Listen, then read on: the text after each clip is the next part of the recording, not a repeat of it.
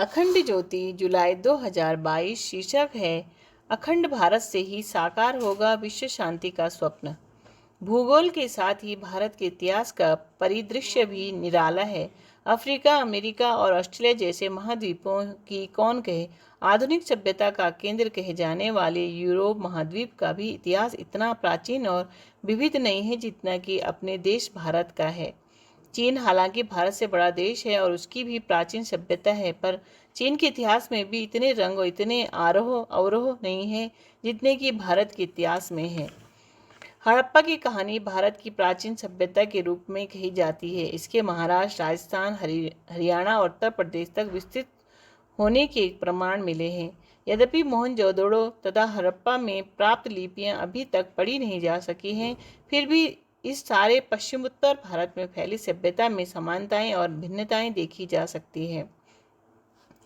राष्ट्र एक शाश्वत अवधारणा है। परतंत्रता से पूर्व पूरी पृथ्वी पर भारत सबसे ज्यादा समृद्ध देश था। जब भारत गुलाम हुआ तब धीरे धीरे देश के टुकड़े होते गए। वर्तमान में भारत का जो चित्र हमें दिखाई देता है वह खंडित भारत का है।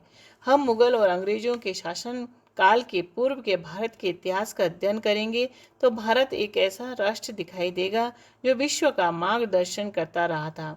आज हमें इस कालखंड का इतिहास दिखाई नहीं देता। आज हमारा भारत फिर से अगर अखंड बन जाएगा तो समस्त विश्व के अंदर शांति की स्थापना की जा सकती है। पाकिस्तान और बांग्लादेश के निर्माण का इतिहास सर्वविदित है, पर हमें यह भी जानना चाहिए कि सन 1947 में विशाल भारतवर्ष का पिछले 2500 वर्षों में वह 24वां विभाजन था। प्राचीन समय में जम्बू द्वीप, जिसे आज एशिया द्वीप कहते हैं, तथा इंदु सरोवर, जिसे आज हिंद महासागर कहते हैं, के हम निवासी हैं। इस जम्बू द्वीप एशिया के लगभग मध्य में हिमालय पर्वत स्थित है। हिमालय पर्वत में विश्व की सर्वाधिक ऊंची चोटी सागर माथा गौरी शंकर है, जिसे सन 1835 में अंग्रेज शासकों ने एवरेस्ट नाम देकर इसकी प्राचीनता का पहचान को बदलकर रख दिया था। हम पृथ्वी पर जिस भूभाग अर्थात राष्ट्र के निवासी हैं, उस भूभाग का वर्णन अग्नि, वायु एवं विष्णु पुराण में लगभग समानार्थी श्लोक के रूप में है। उत्तरम यत् समुद्रस्य हिमाद्रिश्चैव दक्षिणम वर्षम तद भारतम नामा भारतीय यत् संतति, अर्थात हिंद महासागर के उत्तर में तथा हिमालय पर्वत के दक्षिण में जो भूभाग है उसे भारत कहते हैं और वहाँ के समाज को भारतीय के नाम से पहचानते हैं। बृहस्पति आगम में इसके लिए निम्न श्लोक उपलब्ध है। हिमालयम समारंभ्यम यावद इंदु सरोवरम तम देव निर्मितम देशम हिंदुस्थानम प्रचक्षते, अर्थात हिमालय से लेकर हिंद सागर महासागर तक देव पुरुषों द्वारा निर्मित इस भूभाग को हिंदुस्तान कहते हैं। अपने समाज में एक परंपरा के अनुसार संकल्प लेते समय यह शब्द प्रयोग करते हैं जम्बू द्वीपे भारत खंडे भारतवर्ष, जो भारतीय भूभाग से संबंध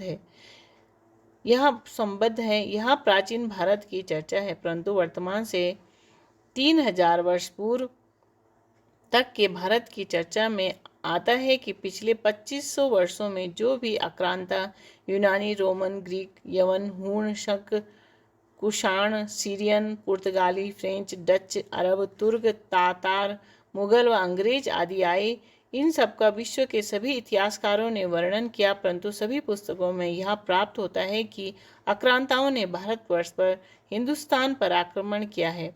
संभवतः ही कोई पुस्तक ग्रंथ होगी जिसमें यह वर्णन मिलता हो कि इन आक्रमणकारियों ने अफगानिस्तान, म्यांमार, श्रीलंका, जिसे सिंहल द्वीप, नेपाल, तिब्बत, त्रिबिष्टप, भूटान, पाकिस्तान, मालदीव या बांग्लादेश पर आक्रमण किया।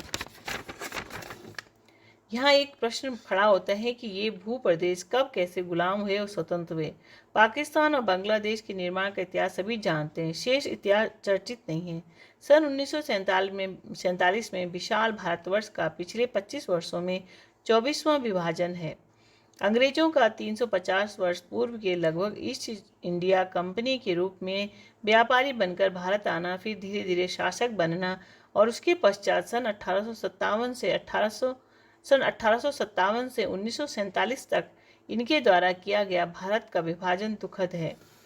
अफगानिस्तान को 26 मई 1876 1876 को रूसी व ब्रिटिश शासकों भारत के बीच गंडामक संधि कर अफगानिस्तान नाम से एक बफर स्टेट अर्थात राजनीतिक देश को दोनों ताकतों के बीच स्थापित किया गया। वहीं पृथ्वी नारायण शाह ने मध्य हिमालय के 46 से अधिक छोटे बड़े राज्यों को संगठित कर नेपाल नाम से एक राज्य का संगठन किया। उसको अंग्रेजों ने विचारपूर्वक सन 1904 में वर्तमान के बिहार स्थित सुगौली नामक स्थान पर उस समय के पहाड़ी राजाओं से संधि कर भारत का दूसरा विभाजन करा दिया। वहीं सन 1906 में सिक्किम और भूटान, जो कि वैदिक बौद्ध मान्यताओं के मिले जुले समाज के छोटे भूभाग थे, उन्हें अलग कर अपने प्रत्यक्ष नियंत्रण के लिए रेजिडेंट को रखकर भारत को विभाजित कर दिया। सन 1914 में तिब्बत को केवल एक पार्टी मानते हुए चीनी साम्राज्यवादी सरकार व भारत के काफी बड़े भूभाग पर कब्जा जमाए अंग्रेज शासकों के बीच एक समझौता हुआ। भारत और चीन के बीच तिब्बत को एक बफर स्टेट के रूप में मान्यता देते हुए हिमालय को विभाजित करने के लिए मैकमोहन रेखा निर्माण करने का निर्णय हुआ। सन 1937 में म्यांमार व सन 1939 में श्रीलंका को अलग राजनीतिक देश की मान्यता दी। म्यांमार व श्रीलंका का अलग अस्तित्व प्रदान करते ही मतांतरण का पूरा ताना बाना तो पहले तैयार था, उसे अधिक विस्तार व सुदृढ़ता भी इन देशों में प्रदान की गई। म्यांमार के अनेक स्थान, विशेष रूप से रंगून का अंग्रेजों द्वारा देशभक्त भारतीयों को काले पानी की सजा देने के लिए जेल के रूप में भी उपयोग होता रहा है। आज भले ही हम राजनीतिक रूप से खंड खंड हो गए हैं, पर सांस्कृतिक रूप से एक अखंड राष्ट्र ही है। राज्य राजनीतिक इकाई है, जबकि राष्ट्र सांस्कृतिक इकाई है।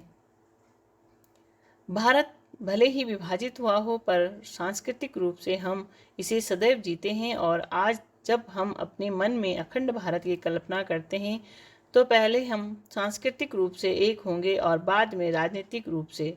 दिन के बाद रात होना जैसे स्वाभाविक है, वैसे ही भारत का पुनः अखंड होना भी उसकी नियति है।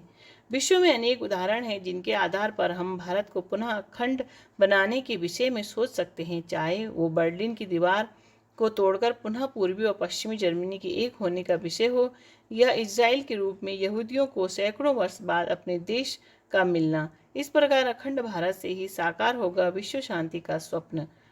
शिक्षाप्रद प्रसंग। सूफी फकीर बाल शाम अपने शिष्यों के साथ नगर भ्रमण को निकले हुए थे। मार्ग में एक व्यक्ति मिला और उसने अपना प्रश्न उनके सम्मुख रखा। प्रश्न था, हमें गुरु की आवश्यकता क्यों होती है? बाल श्याम बोले, तुमने चिड़िया के अंडे देखे हैं? चिड़िया अंडे तभी फोड़ती है जब अंदर चूजा बड़ा हो गया होता है और किसी को यह पता नहीं होता। वैसे ही सच्चे गुरु को अपने शिष्य के संस्कारों प्रारब्धों का पूरा ज्ञान होता है और वही सही समय आने पर अपने शिष्य को सही साधना पद्धति दे सकता है। उस व्यक्ति की शंका का समाधान हो गया। राधे कृष्ण।